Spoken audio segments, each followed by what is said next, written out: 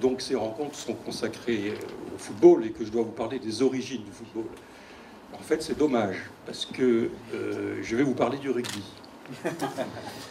Bon, faites pas cette tête-là, c'est juste une plaisanterie d'un peu mauvais goût. Mais enfin, bon, pas complètement quand même. Parce que, en fait, on se rend compte que c'est tout à fait impossible de comprendre la naissance du football sans s'intéresser à celle du rugby. Je vais vous parler forcément de la mère de ces deux lascars, une mère à laquelle on va donner un nom plutôt masculin, puisqu'il s'agit de ce que les anglo-saxons appellent le folk football ou le mass football, football de masse.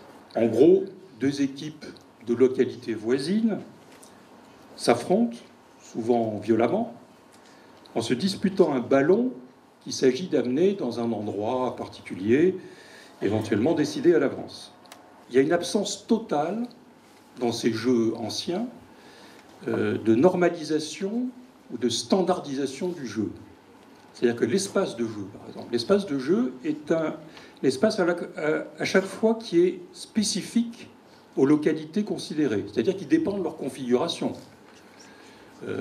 L'existence de champs, de rivières, de forêts, de rues, de places de villages, etc. Le temps de jeu varie en fonction des coutumes locales. La partie peut s'arrêter dès qu'une équipe a gagné, ou dès que la nuit tombe, ou dès qu'un notable a décidé que ça allait bien comme ça et qu'il serait temps d'aller boire une petite bière. Il n'y a aucun corpus de règles du jeu, uniquement des coutumes locales, d'ailleurs fort peu contraignantes, et bien entendu, comme vous pouvez l'imaginer, il n'y a aucun arbitre. La notion d'égalité, qui est tellement importante dans le jeu moderne, est totalement absente. Il n'était pas interdit aux femmes de participer au pugilat, et certaines d'ailleurs ne s'en privaient pas. Et enfin, pour terminer sur le tableau, cette absence de contraintes facilite un certain niveau qui nous paraît aujourd'hui complètement inacceptable, de brutalité dans les affrontements physiques.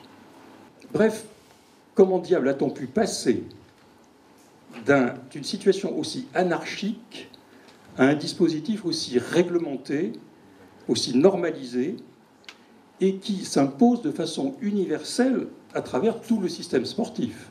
C'est là qu'il faut invoquer la situation très particulière des îles britanniques, et notamment la spécificité de son système éducatif. Le folk football s'est parfaitement immiscé dans les public schools anglaises, puis dans les universités, où il a été pris en charge par les élèves et les étudiants qui l'ont progressivement transformé.